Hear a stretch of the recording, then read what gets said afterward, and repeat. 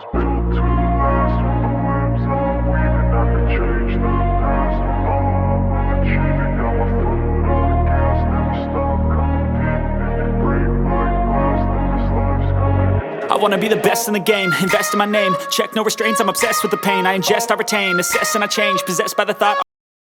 Nice to have you again on this channel. This is Rachel on our TV. And what I do on this channel is that whatever I do on air, I bring it for you to see. If I go to cover events, I bring it for you to see. When I read the news, I still bring it for you to see. So today, I'm getting ready to read the news. I want you to stay glued, don't go anywhere, and enjoy watching. Oil-bearing communities lament unfriendly relationship between oil companies' host communities. JAMB to introduce self-service registration outlets in Abuja, Lagos. Uganda president lifts curfew on motorcycle taxes. Today's commentary is on youth development. Details will come your way shortly. Life is precious. Let's maintain healthy environment for our habitation. My name is Rachel Ona with the news. Now the news in full. Some oil-bearing communities in Akwa Ibom State have described the relationship between the oil companies and their host communities as unfriendly and dangerous to the health of their people. The media feelings known during a knowledge exchange program organized by a non-governmental organization, Kebekeche Women Development and Resource Center. Speaking at Ikora Da Udo community in Ikora Basi local government area, our youth president, Mr. Mbat Kingsley, Friday, and a woman leader, Mrs. Imelda Atata, lamented that for close to 20 years now, Shell has refused to do anything on the oil spill that occurred in their community. They called for the assistance of the NGO to help reach out to government at all levels to bring succor to their community. In the same vein, women in Ebeno local government area of Akwa Ibom State have called for inclusion of women in decision-making at all levels. Spokesperson of the women, Mrs. Esther Okun, at an interactive session with some civil society activists from Botswana and Sierra Leone, urged the visitors to always engage the authorities in dialogue with both government and the oil companies. The women advised their foreign visitors to ensure that they read and understand the content of any memoranda of understanding they may enter into with any multinational company coming to their area. Coalition of civil society organizations in Delta State have warned politicians not to hit up the polity with hate campaigns ahead of the 2023 general elections. The group made the call at a State of the Nation press briefing held in Asaba, the Delta State capital. Delta State Coordinator of Civil Society Coalition, Mr. Okezie Odugala, stated that in the transitional period, CSO would demand the manifestos of the current political actors with a view to holding them accountable to their social contracts. The coordinator lamented the rising cost of house rents in major cities in Delta State and called on the government to take steps to address the problem. Speaking on the forensic audit of the Niger Delta Development Commission, NDDC, Mr. Okezie Odugala demanded the outcome of the audits be made public to ensure the culprits are prosecuted. They also urged development commissions in the region, like the Delta State Oil Producing Development Commission, the Brace Commission, and NDDC, to improve their performance for the development of the state and Niger Delta area. The CSO's coordinator commended the federal government for retaining the current petroleum subsidy regime, but tasked the government to address the rising inflation of price of basic foodstuff and the challenges of epileptic power supply across the country. The Academic Staff Union of Universities, ASU Niger Delta University, NDU chapter, has threatened to resume strike they suspended 6 years ago over alleged Bayelsa State government's attitude towards funding and welfare of lecturers of the institution. The chairman of ASU NDU, Tom Barra Kingdom, made this known while briefing reporters at the university's campus on the Wilberforce Island. Mr. Tombara, with other officers, said the union had already taken the resolution at its Congress meeting to initiate the processes that would lead to the resumption of industrial disharmony.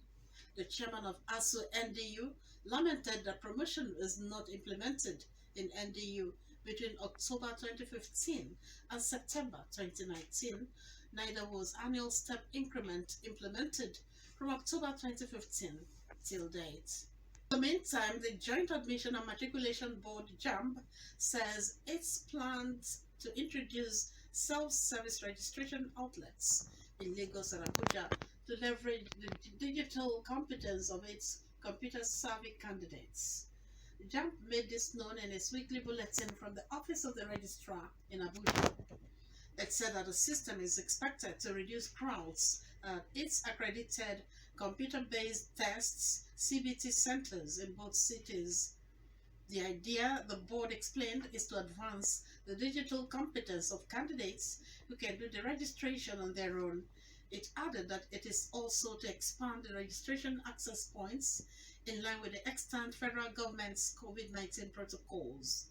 The board expressed confidence that the service provider had assured of immense potential of the seamless registration mode. The General Officer commanding 82 Division Nigerian Army Enugu, Major General Reed Lagbaja, has described the nation's cultural diversity as a bedrock for national unity. Major General Lagbaja stated this at a ceremony to mark the 2021 West Africa Social Activity WASA held at the headquarters of 13th Brigade Nigerian Army in Calabar. Major General Lagbaja, who was represented by the Commanding Officer, Amphibious Training School, Calabar, Brigadier General Francis Etim, explained that the West African Social Activity was an 8-long annual event undertaken by the Nigerian Army as a platform for social interaction among officers and men, their families, and the civil populace. He maintained that over the years, the tradition, which has its origin in the then British West Africa Frontier Force, had served as a veritable means of easing up the regimented life of military service, while commending the frontline troops for their sacrifice to the nation, especially in the ongoing fight for internal peace and security of the nation.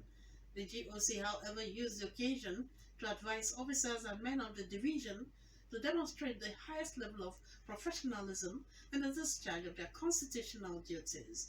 Earlier in a welcome address, the Commander 13th Brigade Nigerian Army, Brigadier General Everest Okoro, said the excellent performance of the various units in the preceding year was an eloquent testimony to the commitment to duty by officers and men of the brigade. He assured that the brigade will remain focused on the primary mandate of the Nigerian Army by protecting the territorial integrity while also contributing to sustaining internal peace within its jurisdiction. The Nigerian Association of Road Transport Owners, NATO, has vowed to withdraw its haulage service unless the federal government addresses its rising operational costs immediately. The association's national president, Alhaji Yusuf Othman, in a statement said its members find it difficult to sustain the business because the freight rate is regulated and paid in arrears. Alhaji Othman, who described the business environment as unbearable, urged the Nigerian midstream and downstream petroleum regulatory authority to urgently increase the freight rate to reflect the present cost of automotive gas, oil, diesel, and spare parts. You're listening to Radio Nigeria South Zone News at 3. Here are the stories in the bulletin so far. Oil-bearing communities lament unfriendly relationship between oil companies and host communities. Jump to introduce self-service registration outlets in Abuja and Lagos. Still ahead. Uganda President lifts curfew on motorcycle taxis, plus business, entertainment, sports, and commentary. Do stay with us, we'll be right back. The Institute of Chartered Accountants of Nigeria, ICANN, has denied claims that it seeks to regulate tax practice in the country. For details of these and more on business news, let's join Austin Ine. I'll take you to the foreign scene. Uganda's President Yoweri Museveni has lifted an almost 2 year curfew affecting motorcycle taxis, popularly known as border borders. The border borders were restricted from operating between March 2020, when coronavirus cases in the country started rising. For more on this, let's join Miracle Odu. Kunle Afolayan kicks off production for Game of Thrones like epic film. The new Netflix original will center on an ancient Yoruba kingdom.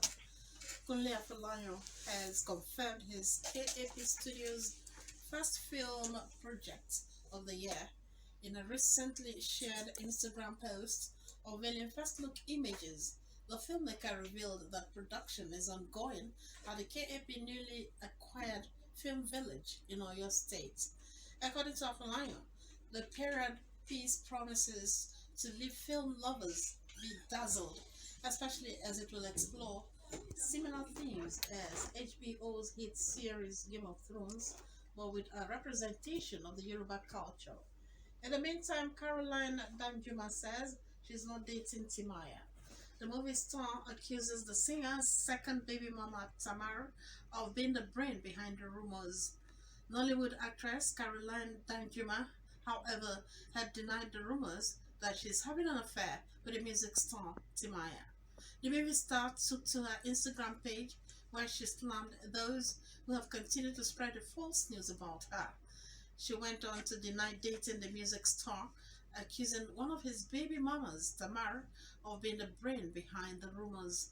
Meanwhile, Nigerian rapper Olamide Gbenga Adedeji, professionally known as Olamide and Sobrike Bado, has announced his next album, Unruly, which is 95% ready.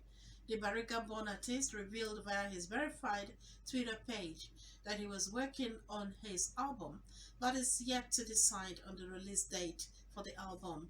Olamide also shared the screenshot of a tweet on his Instagram story. The rapper further stated that Unruly may be his last album and will drop singles intermittently. In the world of sports, Rivers United suffers first defeat in match day 11 of the Nigeria Professional Football League against Plateau United as Nigeria's under-20 women's team qualify for the playoff phase of the 2022 World Cup in Costa Rica. Confidence Ilera has the details of these.